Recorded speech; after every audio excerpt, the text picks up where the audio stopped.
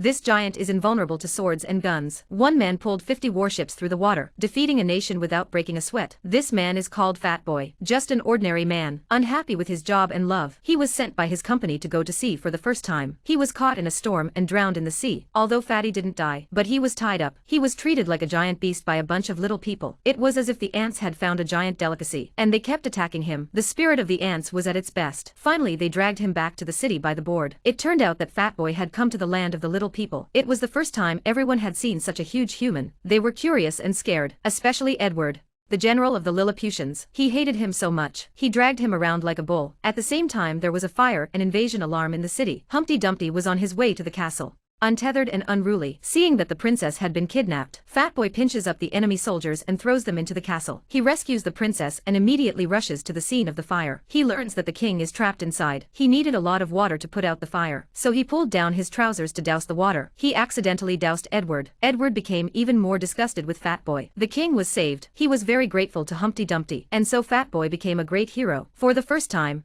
he was so popular. The king invited Fat Boy to a dinner party to thank him. The princess and the king decided he was the president of another country. Fearing the country would be in chaos if he disappeared, they sent him home with his lost ship. Humpty Dumpty was also a braggart. He simply admits it. Because of Fat Boy's enormous size, the king built Fat Boy's own mansion so that he could live here. Built Fat Boy his own mansion. His heroic deeds were shown in the cinema. Humpty Dumpty stood alone for half the cinema. It wasn't long before Humpty Dumpty's boat was found, and found his phone still working, opened his voicemail, and everyone was blaming him, leaving a mess behind. Fatty was in no mood to go home. He walks to a vacant lot to grieve alone. He meets the princess on the roof of a building, and they tell each other what's on their minds. The princess couldn't let him go, because Fatty had brought so much joy to the place, so Fatty decided to stay. The king was delighted to promote him to the rank of general. Replaced Edward. Edward was furious, removed all defenses when the enemy invaded. Thought Fat Boy would be helpless, but Fat Boy didn't give a damn about these little enemies. Slowly stepping into the water, and played with the water in the sea. The king exclaims that this is the battle of the century. Humpty Dumpty then flicked back the bullets fired, and flicked them back. The enemy's army is beaten to death. Chubby's heart multiplied, pulling all the enemy ships along with him. It was a spectacular sight. One Hercules holds the entire army of the little people. He was admired and loved by everyone, and then Fat Boy became a warrior in the hearts of the people, doing whatever he wanted to do, making the land of the little people look like a modern city. His picture was all over the place, and life was good for him. Little people stepped on Humpty Dumpty, and gave him massages, trim his hair like a twig, giving him personal concerts. Fatty was having a great time, and that really pissed Edward off. He had taken his title, and was still living it up. He decided to kill Fat Boy. The next day, he declared war on him. Of course Fat Boy didn't take Edward seriously, but Edward, with his giant robot at his disposal, and he had him in the palm of his hand. The kids cheered Humpty Dumpty on. This is their hero. But Humpty Dumpty bows his head, and admits defeat, and confesses he's no president. He's just a handyman. The crowd is disappointed. Edward pulled him on a raft, to take him across the river to Rodeo Island. The next day Humpty Dumpty found himself transformed into a doll. So Rodeo Island is a nation of grown-ups. Children treat him like a toy. Here Fatty became a little man. Then a little man tipped him off. There was a giant in the land of the little people. It was Fat Boy's goddess. Edward was locked up in the cellar. The king was also locked up. He wanted Humpty Dumpty to go and save them. The little man had always thought of Fat Boy as a hero, and Fat Boy finally understood. Big men are not about size. It's about having the courage inside to fight. He took the parachute from the skeleton, and escaped from the land of the adults. He found the goddess in the crypt. Here he confessed to the goddess, and freed the king again. Chubby decided not to be weak. He was going to challenge Edward, once again in the dueling square. Although he looks like a little man in front of Edward's giant robot. He looks like a little man, but he's still up for it. But before the fight could begin, Edward's electric shocks knocked him out. But this time,